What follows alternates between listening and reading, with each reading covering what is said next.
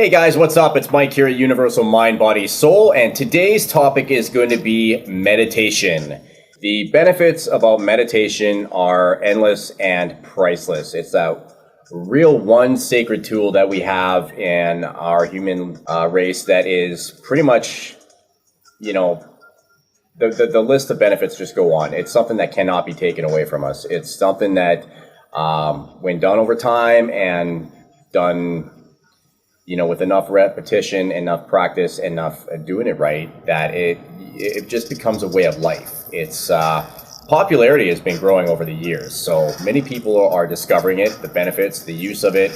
And it's basically a habitual process of training your mind to focus and redirect your thoughts. Kind of like getting to that point where you're sharpening a pencil, just kind of zeroing in on the accuracy, the pinpoint of your breath and what you want to do. So you can use it to increase your awareness. You can use it to increase your awareness of yourself, your surroundings.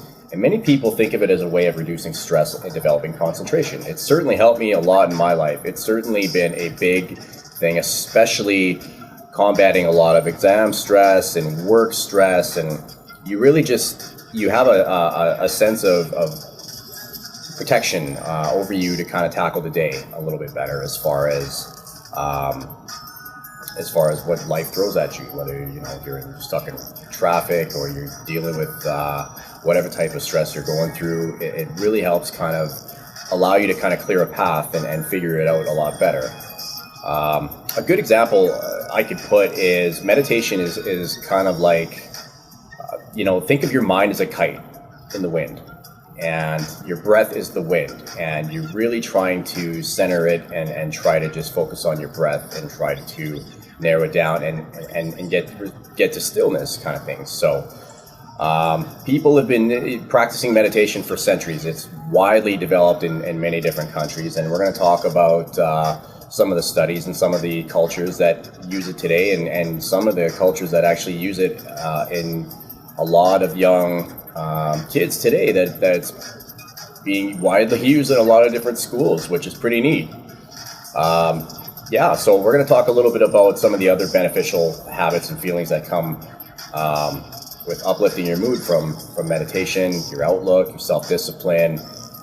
Sleep patterns are definitely affected, and even increased pain tolerance. So, all right. So first and foremost, number one, all right, it promotes emotional health. All right, some forms of meditation can also lead to an improved self-image within yourself. You feel more confident. You have a more positive outlook on life, and it has been known and also been really, really discovered to decrease depression. There have been studies about the long-term effects of the decreased depression that comes with meditation. All right. To not get too scientific, but there are inflammatory chemicals called cytokines that get released in response to stress, which can affect our mood, which can affect how we think, and it can lead to depression. And meditation has been known to reduce this depression by decreasing these inflammatory chemicals, and it's huge. So, in my opinion, this thing should be taught in schools nowadays. I think at a very young age, it would be pretty beneficial to teach kids, in between their studies and in between classes, or it should even be offered as a class. So, speaking of studies, there have been a lot of, I won't get too far deep into the studies. I can probably include that in a later video as far as some of the scientific research, but there have been studies comparing the electrical activity between the brains of people who have practiced meditation and the brains of others who did not. And this includes students. And those who have meditated and participated in the study showed significant measurable changes in activity in relation to positive thinking, to optimism, and even just the better concentration, which I'll touch on that in a second. So definitely meditation has been known to improve depression and create a more positive outlook on life. The research is pretty well endless. You can pretty much find anything out there. So like I said, I won't go into too much detail with a lot of the scientific studies just because there's so many out there. There's so many benefits to it. And yeah, it's definitely something that has significantly improved in my life over the years. I've been practicing meditation now for several years. And yeah, throughout school, throughout most of my adult life now, has been a profound, significant difference. And number two is enhanced self-awareness. And that is a huge one for me. It really kind of connects you to your higher self, your true self. Is definitely developing a better understanding of just who you are and what you want, and getting a lot more clear and concise of where you're going. You know, it kind of creates that vision a little bit. So lifts the fog, if you will, too. So for example, there's been other forms of meditation that have that helps with a greater understanding of connecting you to, you know, the things that you want in life, the things that, you know, you want to relate to, and the things that don't make sense and whatnot. So it really kind of fills those knowledge gaps a lot better. So it helps kind of cultivate, I guess what I'm trying to say is it kind of cultivates a lot more creative problem solving. And so, you know, there's different types of meditation. I prefer the mindful meditation, and this can be done, you know, morning, night, and you can kind of learn this along the way. Even 5 or 10 minutes a day is pretty well all you need to just kind of get started on that.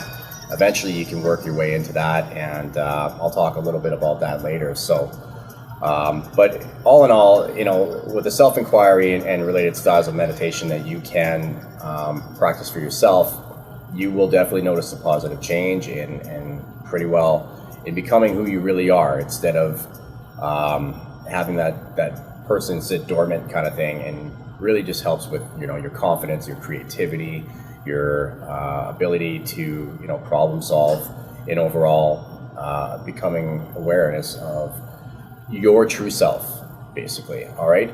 Number 3, this is a big one, and reducing stress.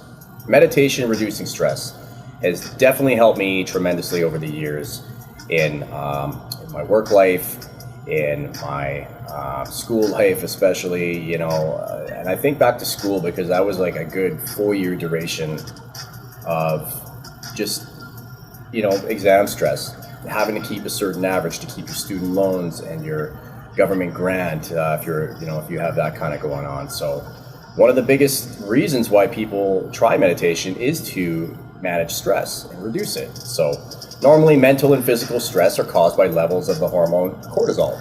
Okay, this produces many harmful effects of stress.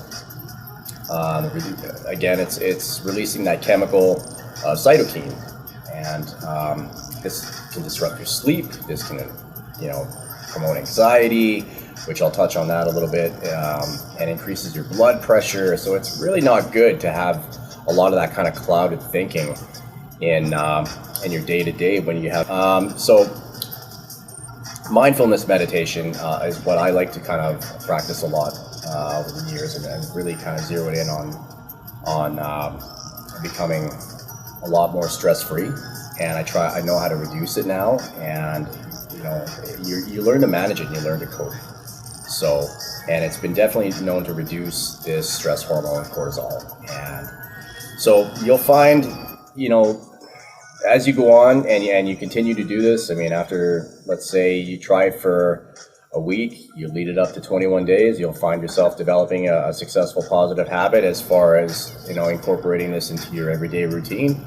So, because it's been known to decrease a lot of the stress hormones, it's also been well known to, like if a person has well-known conditions of PTSD, post-traumatic stress, it's been known to be recommended by a lot of healthcare practitioners and psychologists to really start practicing that for people who suffer from that, because it really has that significant effect on the brain in lowering those levels. Okay, so just a good one that I like to kind of add into that because it's significantly helped me. All right, now this one's kind of leading up to what I was going to talk about there. Number 4 is controlling anxiety. All right, less stress translate to less anxiety. All right. Meditation's been known to greatly reduce a lot of the symptoms of, such anxiety disorders, phobias, social anxiety, paranoia, OCD, and things like that. And people who are prone to like having panic attacks, meditation is well known to significantly reduce that. All right.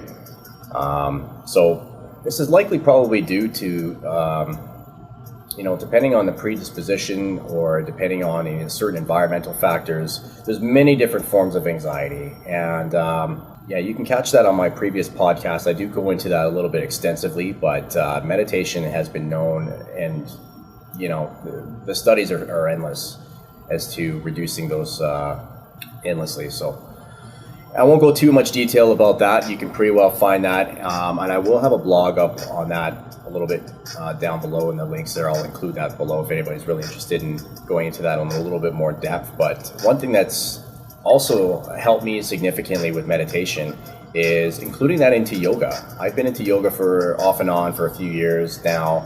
Just started recently getting back into it to increase a lot more flexibility and to help open up your chakras and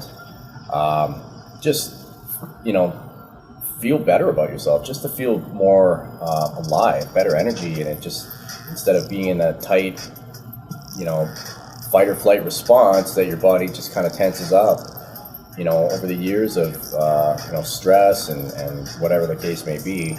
I find that meditation and yoga together can kind of bring that into a little bit more of a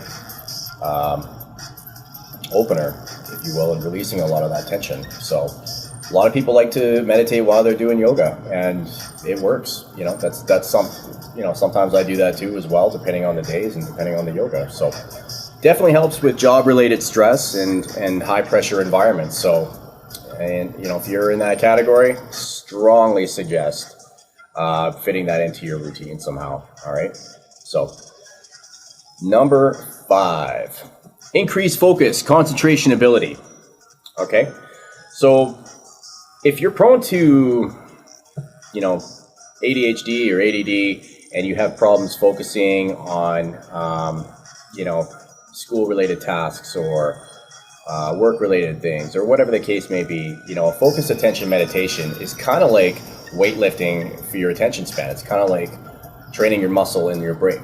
It helps increase the strength and endurance of your attention, and it's known to help with the ability in increasing your attention span. So it's not only just for reducing stress and anxiety and all that, but it's also very well known for boosting your brain, boosting your learning abilities. So studies have also been shown around the world, like I mentioned earlier, about students who regularly practice mindfulness meditation. Many different cultures around the world are including this into their classrooms, and they're finding the results are positive and very significant on a lot of the participants in classes that are actually taking it in as a curriculum now around the world. Not so much in the North American culture, but you'll find that in a lot of different Buddhist cultures and whatnot, and a couple other different ones. I can't really think of it off the top of my head, but you'll find that the studies have been very profound. I mean, the classes for these younger kids, and instead of them doing recess or not necessarily recess, but nap times, their learning abilities have definitely gone up. Their test scores have gone up. And they remember their tasks a lot better. They remember, their memory is just sharper. Like it's incredible to actually hear and see these studies. So it reverses a lot of patterns in the brain that contributes to your mind wandering, your mind just kind of, that squirrel ADD type attention, right? So even for a short period of time, meditation will benefit you. If you're just starting out, a few days into meditating, practicing this wonderful practice will be enough to increase your attention span. Several types of meditation may include, your ability to redirect and maintain your attention. So it's like I said, with a kite, you're going to have to kind of maintain that breath. Your thoughts are going to come and go. Yeah, acknowledge it. But again, return to your breath. Return to your normal breath of your own state of mind, your current present situation, your own, present state of mind kind of thing. So,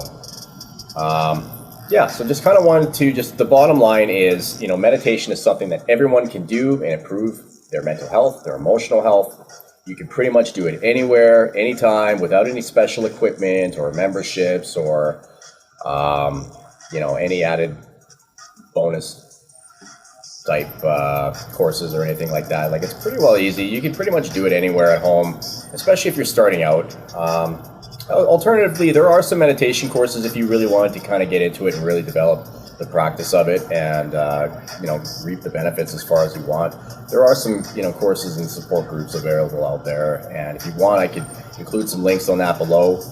I have looked into some courses over the years, and it has helped me. But if you're just starting out, it's entirely up to you. There's a great variety of styles, each with different strengths and benefits. So depending on what you're really trying to go for, whether you're trying to reduce your stress, whether you're trying to improve your emotional health or increase your concentration abilities and whatnot. So trying out a different style of meditation that works for you, suited to your goals.